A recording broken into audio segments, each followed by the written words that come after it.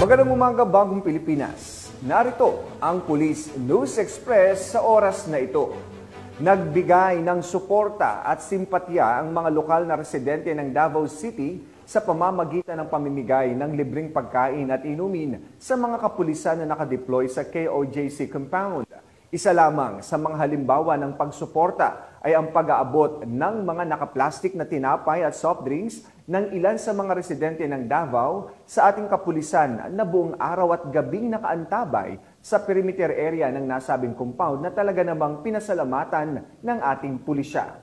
Ang pag-aabot ng mabuting kalooban sa ating mga otoridad ay isa lamang pahiwatig na ang ating pambansang pulisya ay patuloy na gumaganap sa pagpapatupad ng kanilang mandato at panatilihin ang kapayapaan sa ating bansa. Sir.